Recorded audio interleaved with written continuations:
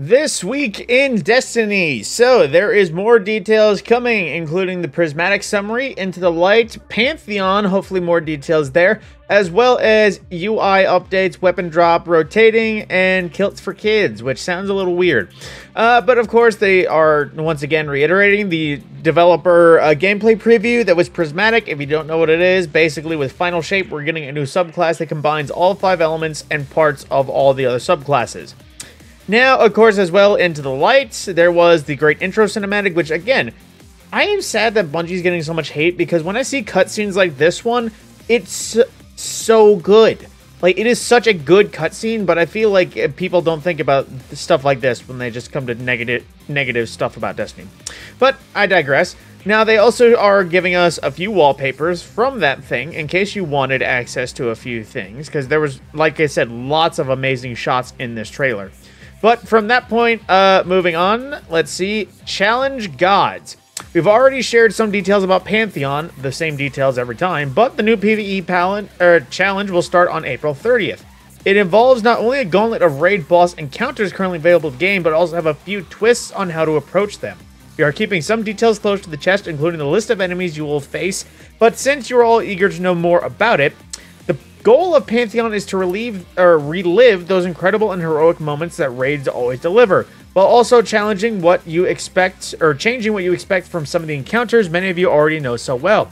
Prepare to be nimble, adapt your strategies, or throw them out the window, and your fire team will find success. Pantheon will increase in scale and difficulty each week, starting with our 4 bosses in the first one and growing up to 8 in a row on May 21st. Each time a new boss is added, the active modifiers will rotate, and the power cap will change, starting with players at 5 below all the way up to the current mode equivalent of 20 below. As difficulty goes up, so does the pool of available rewards. You can get adept raid weapons, deep sight versions of raid weapons, and even exotic weapons.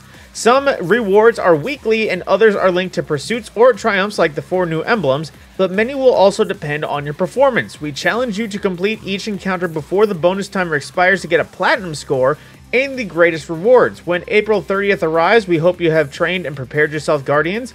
Shaxx will have the quest you'll need to start your journey and become a God Slayer. Yeah, that's the title waiting for the champions that conquer Pantheon. Oh. Well, again, that's honestly when we hear Raid Boss Challenge, that's everything we would expect. Increasing difficulty and various rewards. So they pretty much told us everything that we could assume by now. I just really hope they do not hold everything to the chest until the 30th, because otherwise people are going to start playing, realize it ain't worth, and then just leave it alone. Now, updating the HUD. Today, we're also taking some news to share about the HUD update coming along with Final Shape. To that end, we leave you in the capable hands of the UI and UX team. Now, let's see. Prior to the Final Shape, only 4 buffs could be displayed at once, meaning important buffs were continually being pushed off screen. With this system, we are asking players to constantly juggle a lot of information in their head. In the worst cases, this limitation could cause players to miss feedback about important activity mechanics that lead to teams being wiped. Unstable light, anyone? This is why part of the many quality of life's improvements coming along with Final Shape, we set out 2 goals. Visually prioritize important buffs. We promote buffs that matter in the moment and add new locations where they can be spotted more easily. And increase the number of buffs that can be shown. New locations for buff appears more buffs on screen while not only overly intrusive. That sounds great. In the Final Shape, we created 2 new areas of the HUD where modifiers can appear. Critical info in the top center, as well as weapon channel above the super meter. So they actually show an example right here. So I imagine anything causing of death or just frickin', what's the word? I am thinking, cause of death, important, mechanics, anything like that would be right here in a really easy spot to find. And from there as well, anything that is just basic buff, I guess over here. So, more of these channels. The critical info. The modifiers that appear here are important for successfully completing the current activities. It includes in things like white mechanics, rolls, and deep zone grips operator, or other special mechanics in the activity that are beneficial to you to notice. So, showing right there, I believe that is not Ron? Yeah, Root of Nightmares. You'll see this channel appear in prime real estate underneath your health and shield. Since we want players to focus on only the most important modifiers here, this channel will not display more than 2 modifiers at a time. Because frankly, for most encounters, I think there's only 2 modifiers, because if there's more than 1, then that is just too much. You'll find weapon-related modifiers showing up in the space above your super meter, conveniently up close to where the weapon information appears. Given the high uptime of a lot of these buffs, one is split them out for competing space with everything else. Oh my god.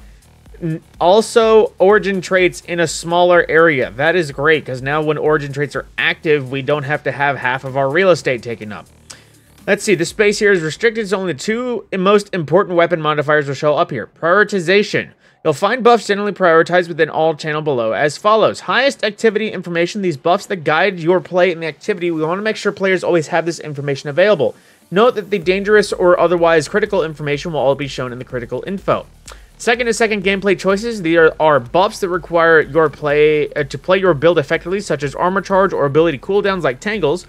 And then short to medium term gameplay, subclass verbs like amplify, weapon damage, or temporary ability bonuses such as those from aspects and fragments. And then passive buffs used for learning or confirming intuition includes ability regeneration buffs and important stat boosting buffs.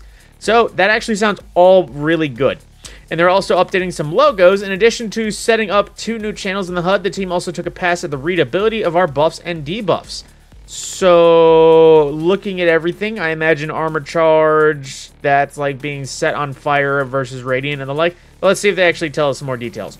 All of our green and red buffs now have a thick weight on top or bottom respectively to make them easier to colorblind people to read. Subclass-related buffs and debuffs maintain their diamond shape while more clearly indicate whether the buff or debuff nature.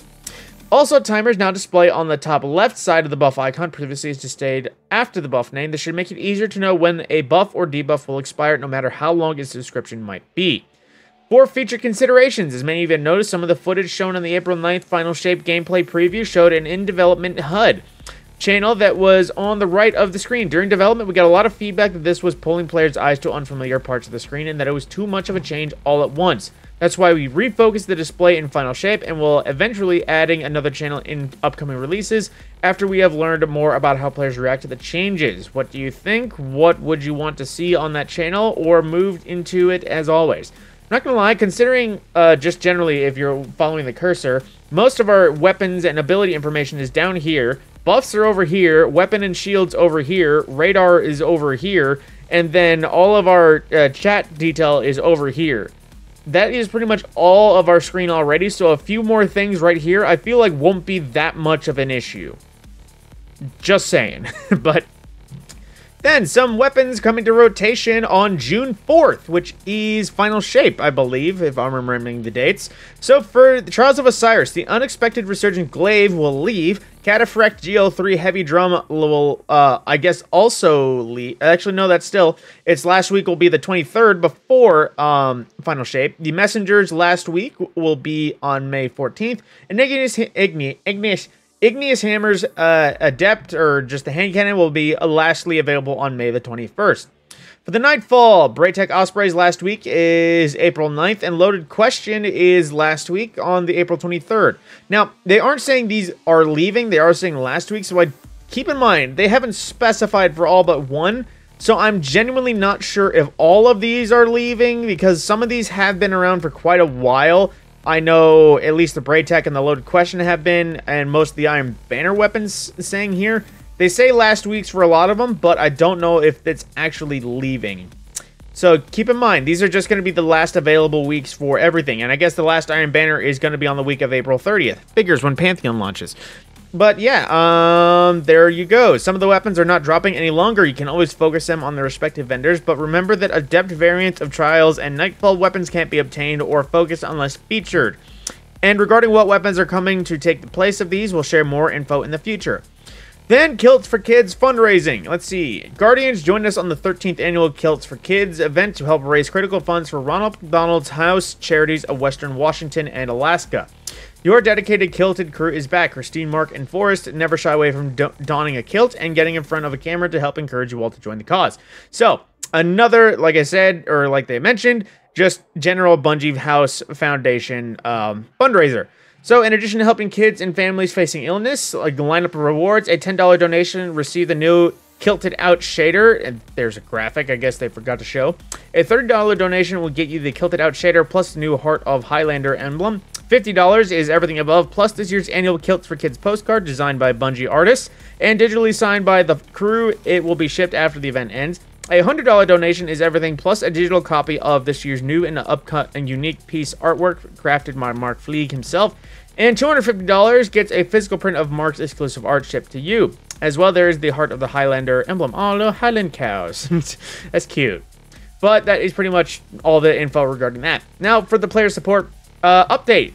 With the beginning of this update, in-game text chat has been updated to auto-join players into chat channels by default. Additionally, players will default to automatically joining voice chat when in a fireteam or fireteam lobby. Players can view and update their settings in-game by navigating to the settings and selecting the social tab. To learn more about the language filters for use of in-game chat, click there. And some players may still see chat turned off by default. This is intentional for younger players who are not allowed to talk with adults they don't know. Of course, check the thing there if you want to know more. Now, some known issues. Onslaught's bonus objective UI may overlap player buffs on the side of your screen. In Onslaught, certain enemies may teleport and appear behind the ADU on Vostok, seen that happen. Some previous Season Pass items available in Eververse display incorrect seasonal icons. In Onslaught, players who spend too much time within the pyramid ship can miss the portal to return to the ADU, resulting in them missing the next purchase phase. Oh no. Players who have text chat disabled will have their text chat UI disappear entirely instead of displaying a disabled message. And of course, as always, for the full review of the known issues article, as well as supporting anything to the help forums. Now, the art of the week, a little chibi golden gun, and of course, oh, hey, Travel Danielle. But yeah, I guess that is pretty much everything with this week in Destiny. So yeah, not gonna lie, I was desperately hoping for more info on Pantheon other than the things that we could already guess by hearing Raid Challenge Gauntlet thing. And from there, the update to the HUD actually sounds really good. For ages, one of the biggest complaints in terms of gameplay I've heard for Destiny is the fact that in chaotic encounters, only 4 available buffs causes things to be really cramped and lots of missed numbers. So yeah, I think the UI update is actually a really solid thing coming for the future. But yeah, with that, my name is TheMadScorpyon, and I thank you all for watching. I'll see you in the next video.